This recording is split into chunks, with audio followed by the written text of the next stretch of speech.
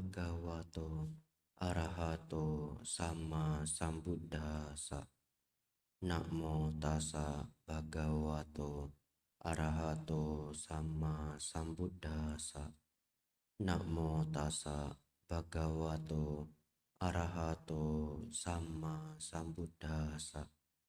Kalena Dhamma Sawanang Eta Manggala Mutamanti.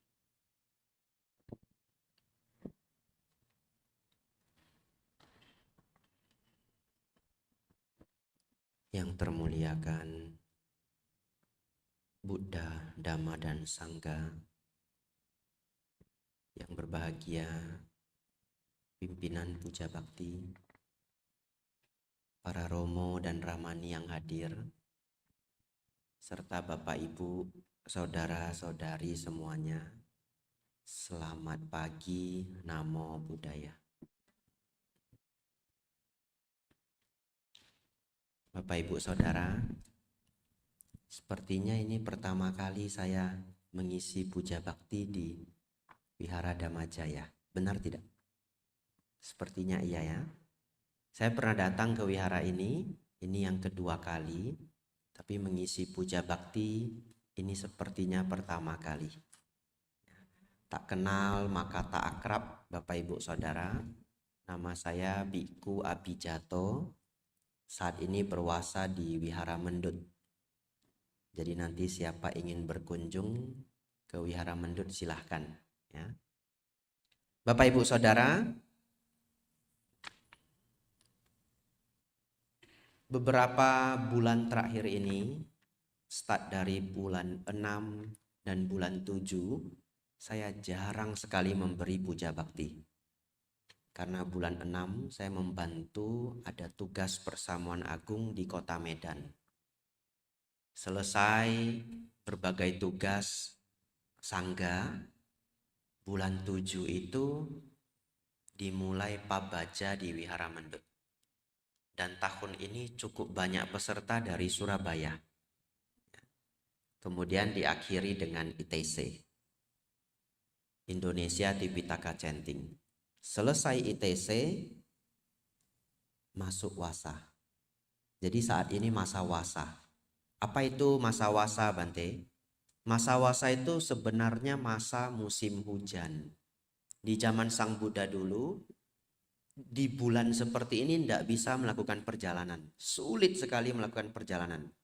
Karena penuh dengan hujan, sehingga kalau kita berjalan di daerah pinggir desa, kadang-kadang ular itu keluar ya, kalajengking dan sebagainya. Di Indonesia sebenarnya kita bisa melakukan perjalanan walaupun masa wasa. Kendati pun demikian, tradisi itu tetap dipertahankan. Para biku lebih banyak di wihara selama masa wasa. Masa wasa ini nanti berakhir 29 Oktober. Tapi boleh keluar untuk beberapa alasan. Tidak boleh lebih dari 7 hari. Jadi hari ini selesai puja bakti, sore saya kembali ke Wihara Mendut dengan kereta api.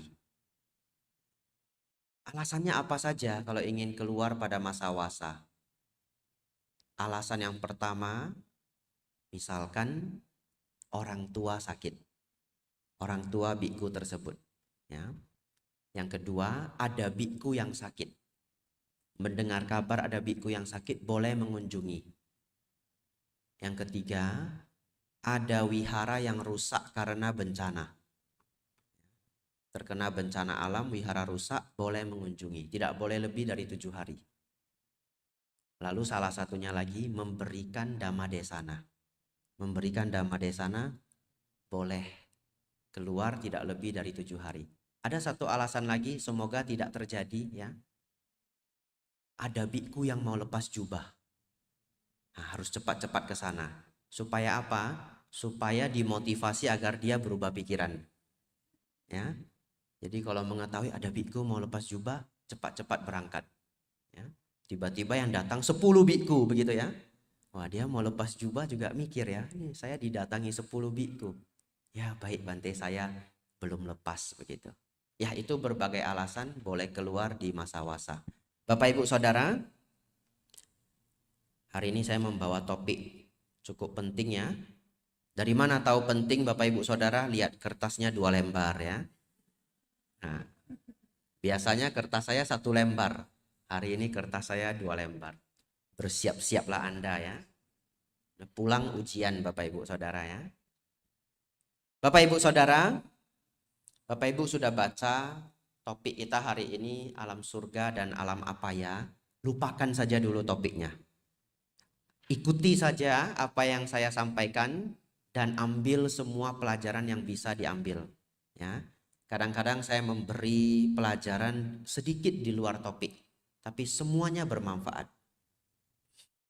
Kita mulai dari, nah ini renungan yang sangat baik, sangat baik.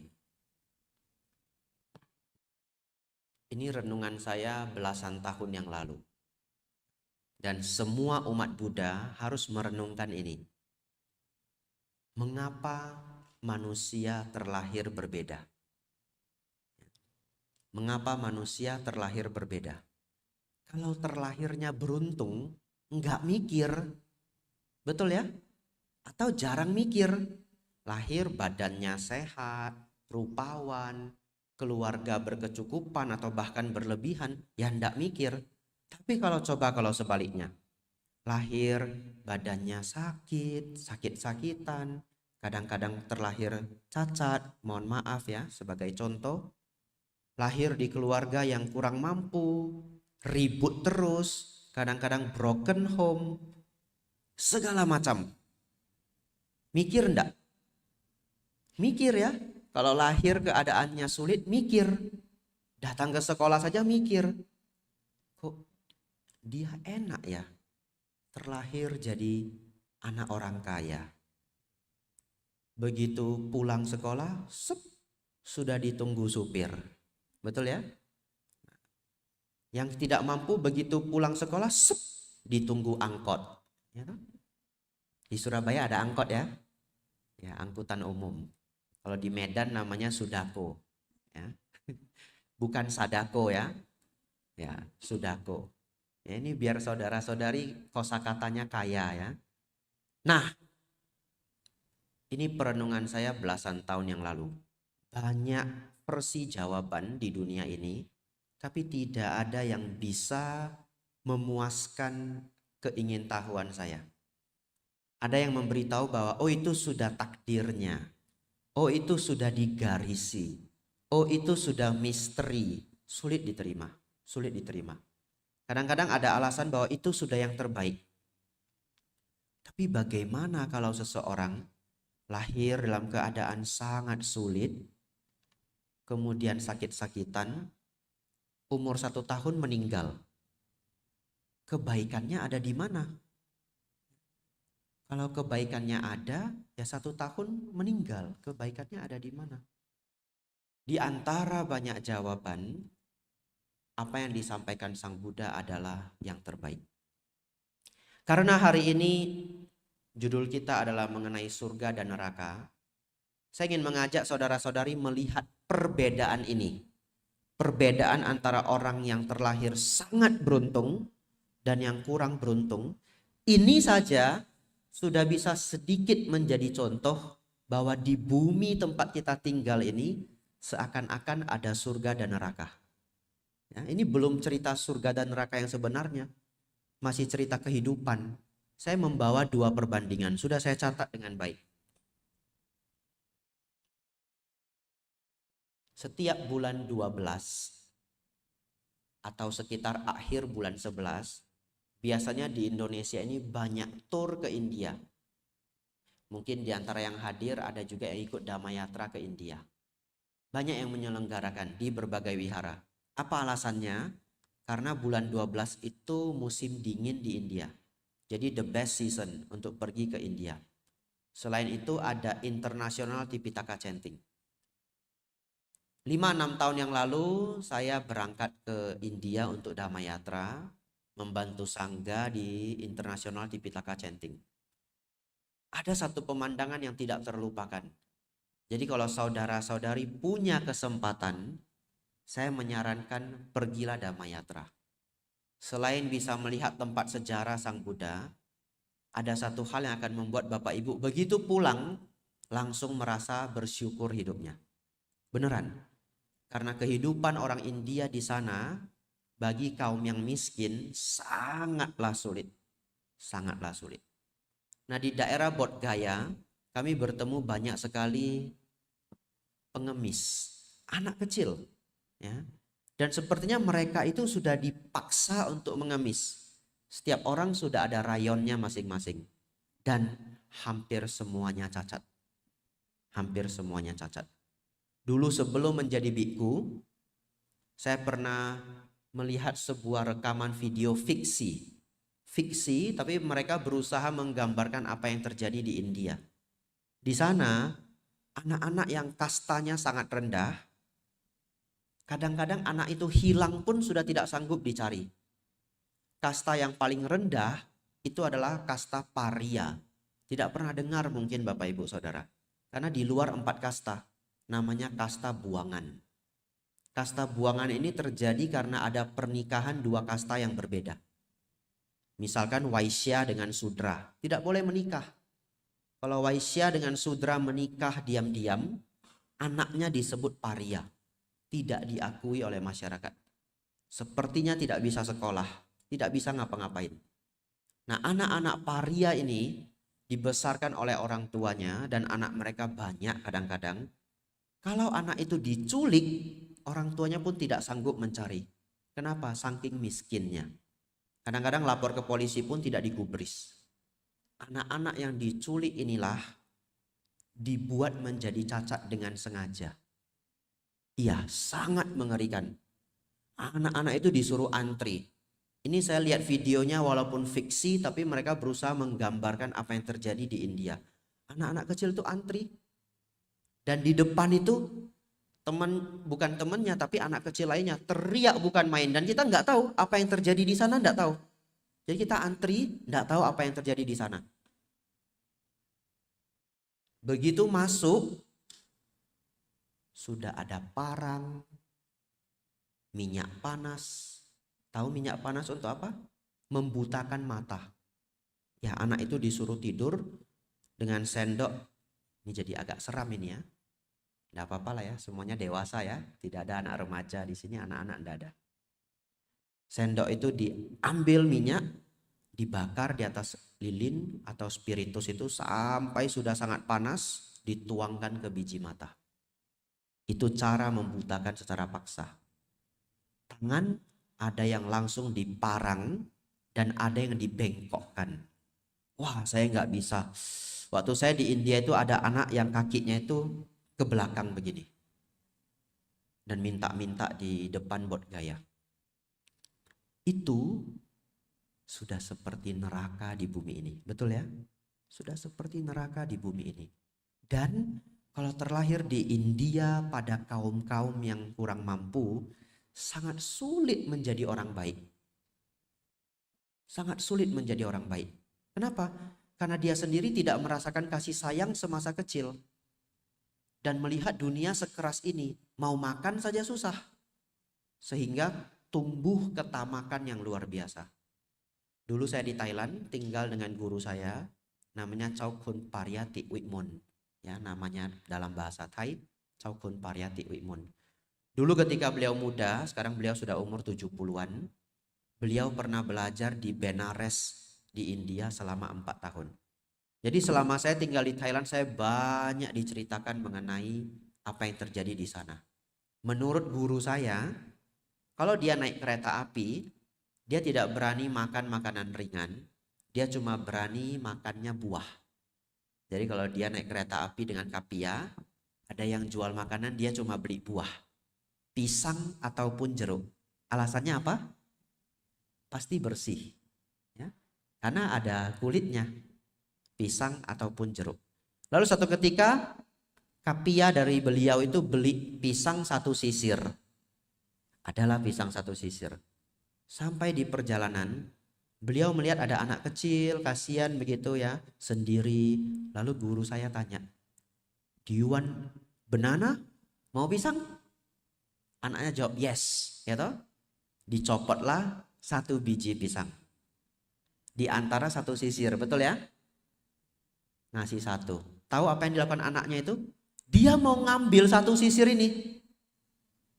Mau ngasih 1, diberi 1, yang mau diambil adalah 1 sisir ini. Tidak ada rasa malu. Sedikit malu pun tidak ada. Lalu guru saya harus, no, this one, not this one. Baru dia ambil. Tidak ada rasa malu. Kenapa? Karena hidup begitu keras. Dia kalau malu, dia belum tahu besok bisa makan apa. Betul ya? Tidak mau malu dia. Mau ambil 1 sisir itu. Jadi dalam bahasa Thai ini, hai neng lu yak dai wi. Enggak usah hafal ya. Hai neng lu yak dai wi. Dikasih sebiji, maunya sesisir. Yaitu dari testimoni guru saya. Itulah yang terjadi di India. Bapak Ibu Saudara, banyak berbuat kebajikan, jangan lahir di tempat seperti itu. Ya, jangan lahir di tempat seperti itu. Lahirlah di tempat yang banyak orang-orang baiknya. Ini hanya daerah-daerah yang sulit di India ya, bukan daerah India secara umum. Daerah-daerah yang bagus seperti Bombay, Delhi, ya juga sudah menjadi kota yang sangat luar biasa.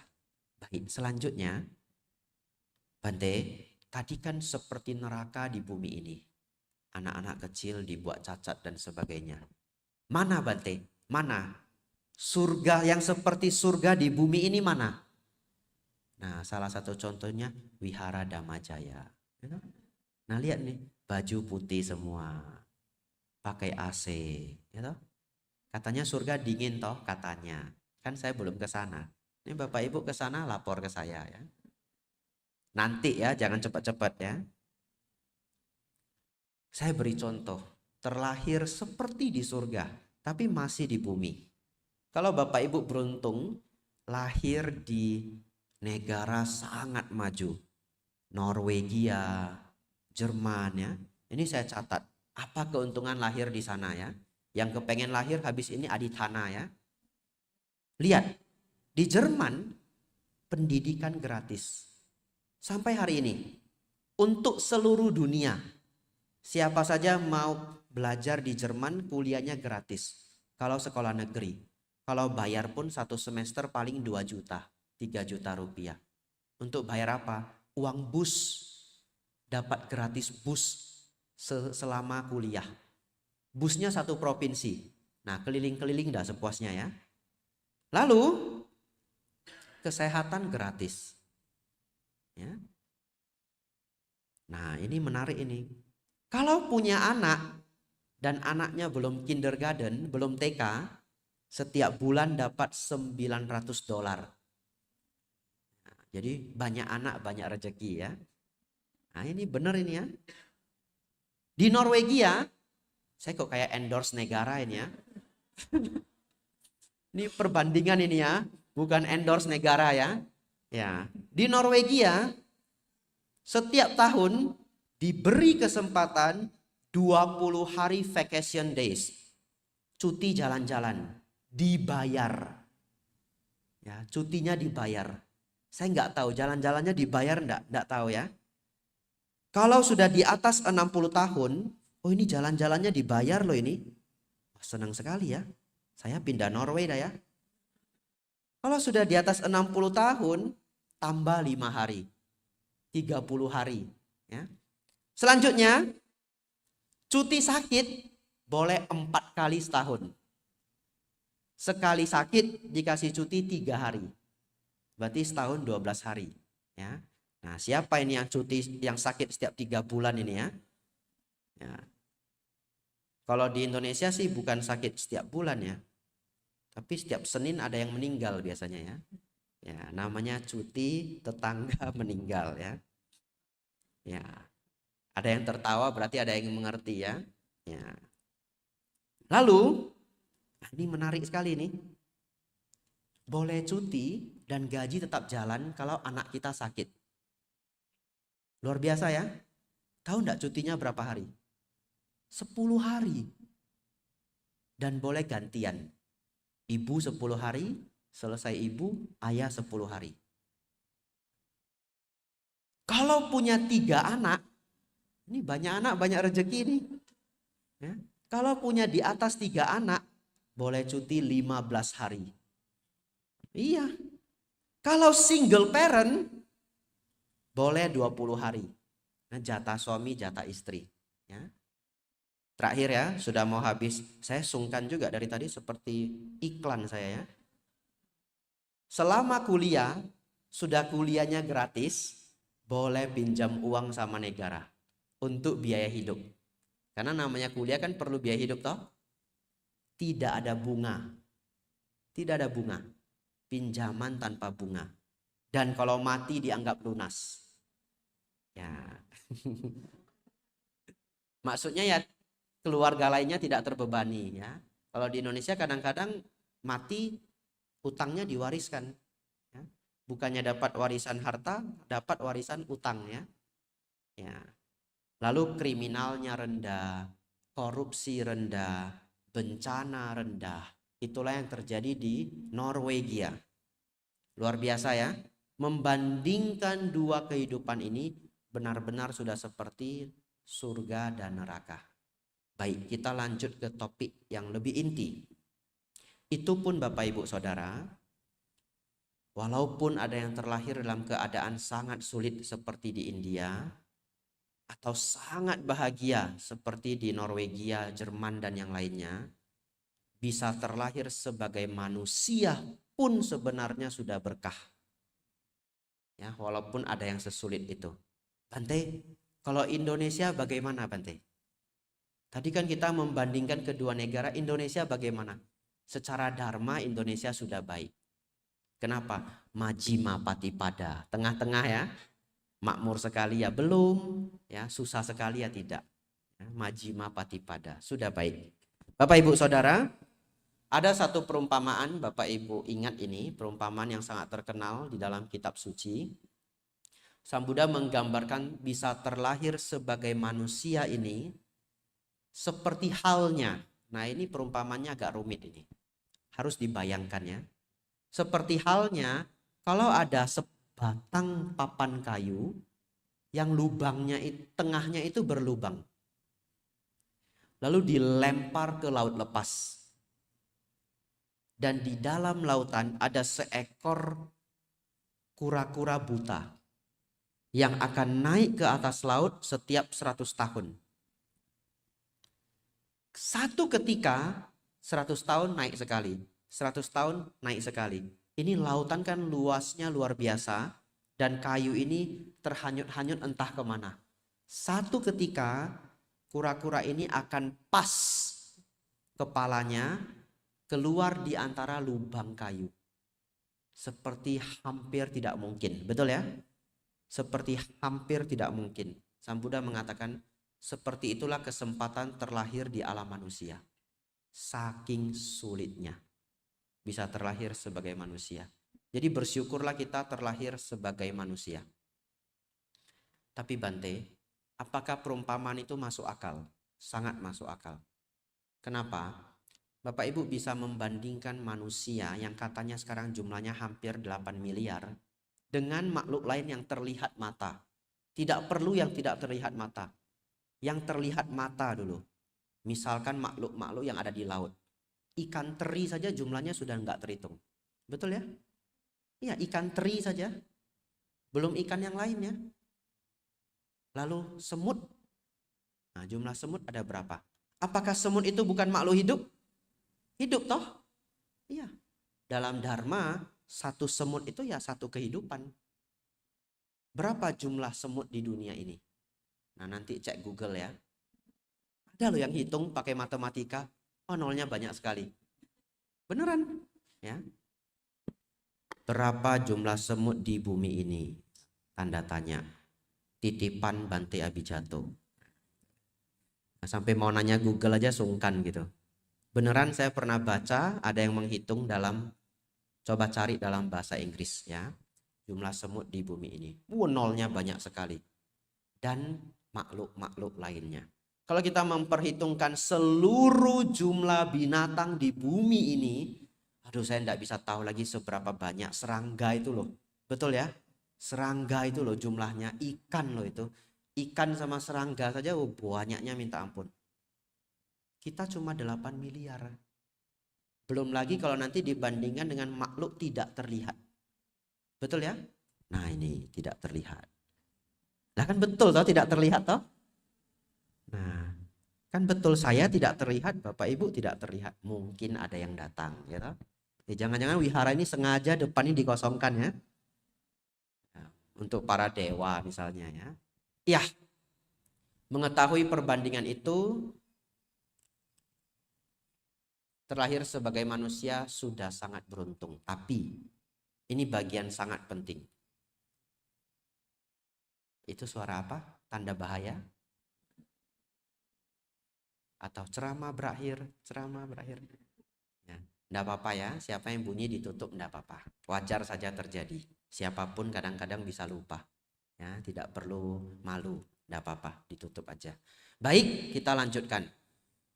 Tapi Bapak Ibu Saudara, kadang-kadang ada sedikit salah kaprah. Ada yang berpikir bahwa karena sulit terlahir sebagai manusia, maka kehidupan manusia pasti baik. Tidak. Kehidupan manusia tidak ada apa-apanya dibandingkan para dewa. Namun, kehidupan manusia ini ada kelebihannya. Kita adalah makhluk yang hidup di antara alam rendah dan alam surga. Alam rendah namanya Apaya. Betul ya? Di bawah kita sudah Apaya, di atas kita surga. Apaya itu alam rendah. Kita di antaranya. Karena kita di antaranya, kebahagiaan dan penderitaan itu datang silih berganti. Siapapun Anda. Siapapun Anda. Anda terlahir di Norway pun Anda akan sakit perut sesekali. Betul ya? Anda akan sakit gigi sesekali.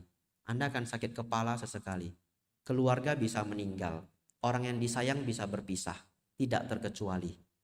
Jadi hidup di bumi ini sebagai manusia, kebahagiaan dan penderitaan datang silih berganti. Tapi karena itu, Sang Buddha mengatakan, terlahir sebagai manusia adalah kesempatan terbaik untuk belajar dhamma. Karena barang siapa melihat dukkha, dia melihat dhamma. Barang siapa melihat dukkha, dia melihat dhamma. Kalau Bapak Ibu hari ini ada dukkha dalam hidup Bapak Ibu, janganlah terlalu sedih. Setidaknya renungkanlah dhamma. Ya, karena barang siapa melihat dukkha, ia melihat dhamma. Bapak Ibu Saudara, dua bagian terakhir. Ternyata sudah 30 menit ceramah saya. Biasanya ceramah puja bakti itu sekitar 40 menit. Kalau saya kelamaan nanti alarmnya bunyi lagi. Ya. Baik. Saya akan membahas. Nah ini menarik ini ya. Kadang-kadang ada loh yang nanya begini. Pak, Bu, Bapak agamanya apa? Misalkan di tempat umum ya. Padahal sebenarnya hal seperti ini tidak baik. Ya, hal seperti ini tidak baik. Karena yang namanya beragama itu adalah hak masing-masing individu dan tidak boleh diganggu. Ya, tapi kadang-kadang di tempat umum seperti ini. Pak, Bu, agamanya apa? Oh, saya agama Buddha. Ada nggak surga di tempat Bapak? Iya, saya pernah ditanya begitu. Sudah bentuk saya seperti ini masih ditanya, lihat. Kebangetan enggak? Menurut saya sih kebangetan ya. Saya sudah bentuknya seperti ini. Biksu. Enggak panggil biksu, Bapak. Bapak agamanya apa? Oh saya Buddha. Oh yang biksu itu ya? Oh iya. Iya. Yang belajar Saulim? Oh bukan. Ini beneran ini. Sering ditanya begitu. Ya. Yang Saulim? Oh bukan gitu. Nah. Pak, di tempat Bapak ada surga tidak? Nanyanya begitu. Ya. Oleh karena Bapak Ibu Saudara ini guyon sedikit, nanti kita balik ke topik ya. Karena guyon ini penting ya. Kalau kami para biku ke tempat umum seperti di bandara, jalan aja dengan PD dan badan tegak begini jalan saja. Nanti orang minggir sendiri. Iya. Orang minggir sendiri, jalan saja dengan PD. Tahu kenapa? Dia takut saya kungfu Bapak Ibu. Ya, nanti tidak mau pindah, dia totok, dia tidak bisa bergerak. Karena hampir orang umum berpikir semua biksu itu punya kungfu. Beneran. Tapi saya pikir baik juga. Saya kemana-mana aman ya. Nah, ini orang nanya begini. Sudah saya bentuknya begini, ditanya begitu. Ada enggak surga? Kalau Bapak Ibu Saudara ditanya seperti itu, harus dengan sangat percaya diri menjawab, oh tentu di agama saya ada surga. Bahkan surga itu diambil dari bahasa Sanskerta. Bahasa Pali, bahasa Sanskerta yang merupakan bahasa asal kitab suci kami. Ditegaskan begitu. Surga dalam bahasa Sanskerta, bahasa Palinya adalah Suksaga. Saga, yang artinya tempat yang bahagia. Ya. Jadi sebenarnya lucu kalau itu ditanya ke kita, ada nggak surga di tempat Bapak? Kenapa? Wong bahasanya saja pinjam dari kita, betul ya? Ya bahasa saja pinjam dari kita, tentu ada surga. Nah, supaya Bapak Ibu semangat dan optimis, ada 6 alam surga dan 20 alam Brahma. Semuanya disebut surga. Totalnya 26. Dulu ada seorang guru Dhamma, nama beliau adalah Pak Cornelis Wawor. Masih ada yang ingat? Masih ada yang ingat ya? Pernah datang kemari? Pernah ya? Pak Cornelis Wawor itu sering membuat gambaran seperti ini. Di tempat lain surganya 1. Di ajaran Buddha surganya 26. Ini gambaran Pak Cornelis Wawor. Saya pinjam aja biar aman. Ya. Jadi kalau ada yang protes cari Pak Cornelis Wawor ya. Jangan cari saya. Lalu Pak Cornelis Wawor itu bilang begini. Kalau kita main golf, lubangnya 1 dengan lubangnya 26, yang mana yang gampang menang? 26 ya. Yang depan gak masuk, tengah gak masuk, belakang gol gitu ya. Nah itulah ajaran Buddha ya. Surga kita ada 26. Saya akan memperkenalkan, tidak saya bahas karena waktu kita terbatas. Yang paling rendah adalah alam Catu Maharajika. Disebut alam 4 Raja Dewa. Kalau Bapak Ibu pergi ke kelenteng-kelenteng tua, kadang-kadang begitu masuk itu dijaga sama 4 dewa. Ya. Saya pernah dulu sebelum jadi biku ke Tiongkok, ada satu kelenteng tua dan ada 4 Raja Dewa di pintu gerbangnya, bagus sekali. Saya pikir di Indonesia juga ada. Ya. Alam 4 Raja Dewa ini, Catu Maharajika adalah alam dewa paling rendah. Umurnya 500 tahun surgawi. Lahir di sana umurnya 500. Lahir sebagai manusia umur lebih kurang saat ini 75. Ya. Lalu yang uniknya, para dewa dan alam manusia ini punya perbedaan dimensi. 1 hari di sana, 50 tahun di sini. Ya, 1 tahun di sana, 50 tahun di sini. Ini kedengaran sangat aneh. Tapi kalau Bapak Ibu Saudara ada yang belajar fisika akan paham hal ini. 1 hari di planet lain itu bisa bertahun-tahun di sini. Ya. Kenapa? Berhubungan dengan kecepatan rotasi planet. Kecepatan planet kita adalah 70.000 km per jam. Kan bumi ini sedang bergerak toh. Kalau di planet lain yang jauh kecepatannya berbeda, maka 1 hari di sana akan berbeda dengan di sini. Saya tidak berusaha mencocok-cocokkan. Saya hanya memberitahu bahwa kadang-kadang perbedaan waktu itu bisa terjadi di alam semesta.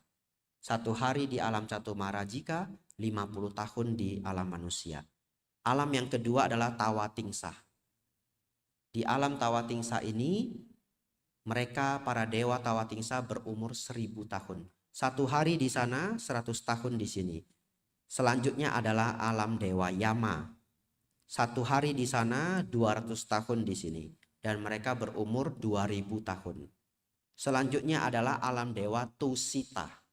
1 hari di sana, 400 tahun di sini. Mereka berumur 4000 tahun. Kemudian alam Nimanarati.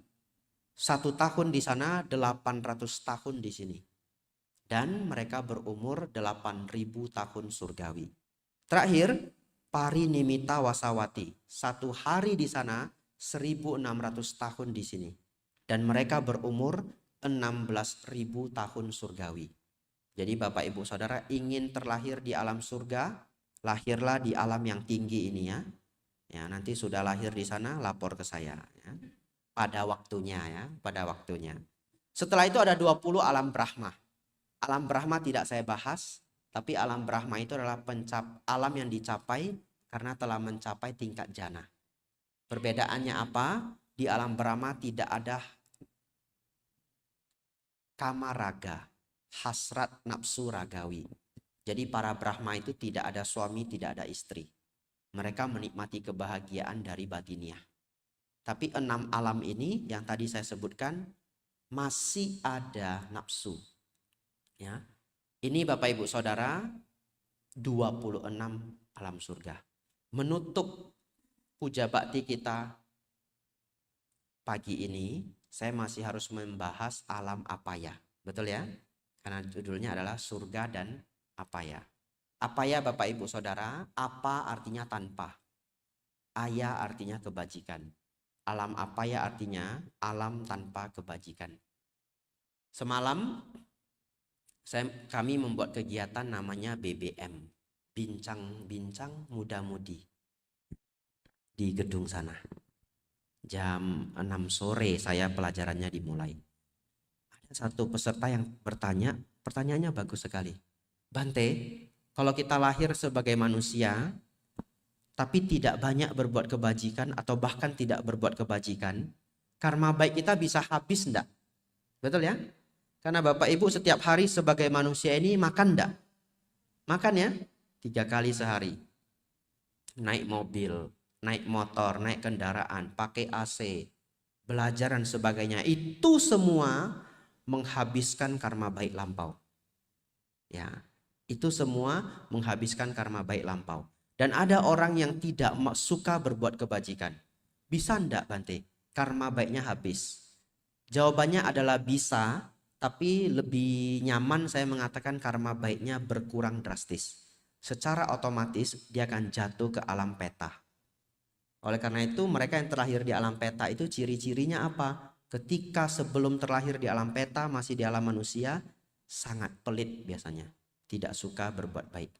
Dan sangat melekat dengan apa yang dimiliki. Ya karena melekat makanya jadi pelit. Makanya kalau sudah gentayangan di rumah kosong nggak mau pindah-pindah. Bapak Ibu beli rumah baru, ada makhluknya. Begitu datang langsung dimimpiin. Siapa suruh kamu tinggal di sini? Kebangun ya. Waduh mateng ini, rumah ini ada makhluknya. Apa yang Bapak Ibu lakukan? Undang saya ke sana. Saya tumbalnya Bapak Ibu ya. Baca doa Bante untuk rumah saya, rumah baru. Oh begitu, diantar. Makan siang dulu, diajak ke restoran. Wah sudah bagus ini ya gambarannya ya. Habis makan dibawa ke rumah kosong. Silakan masuk Bante. Oh saya enggak tahu jalan Pak. Silakan diantar. Bante duluan. Bante lebih tua. Kuasanya lebih tinggi. Oh begitu. Oh iya. Terus saya jalan. Ada pintu besar begini. Mau saya buka? Saya bukan tuan rumah. Betul ya? Pak buka Pak. Oh enggak Bante duluan ya. Katanya kalau rumah kosong yang masuk pintu pertama itu langsung diserang ya. Katanya ya, katanya. Ya, undang para biku baca doa. Bapak Ibu Saudara, makhluk itu gentayangan di rumah itu mungkin itu rumah dulu miliknya, betul? Terlahir di alam peta. Kenapa dia diusir ya? Kan itu rumah dulu miliknya ya. Tapi ya demikianlah adanya. Para biku datang juga tidak mengusir. Pelimpahan jasa, berbagi meta agar dia tidak mengganggu lagi. Bapak Ibu Saudara, alam rendah kita bisa terlahir pada 4 kondisi. 1, alam peta atau hantu, biasa diterjemahkan hantu kelaparan. Tapi sebenarnya kata peta itu bukanlah hantu kelaparan. Kata peta artinya yang telah berpulang. Yang telah berpulang. Lalu di bawahnya adalah alam binatang. Di bawahnya lagi adalah alam neraka. Di dalam suta digambarkan hanya 3 alam. Binatang, peta, binatang, neraka. Kemudian di kitab tafsir ditambahkan lagi alam asura. Tapi alam asura sebenarnya adalah alam dewa. Tapi karena dia punya kebencian sangat luar biasa, dikatakan tersiksa oleh kebenciannya. Ya, tidak apa-apa, ingin mengikuti versi 3, versi 4 sama saja. Yang penting jangan ke sana. Ya. Alam peta, alam binatang, alam neraka. Bante, bagaimana agar kita tidak jatuh ke sana? Rawatlah sila dengan baik. Silena sugating yanti. Dengan merawat sila akan mencapai alam surga. Bapak Ibu Saudara, tidak terasa sudah 40 menit perjumpaan kita.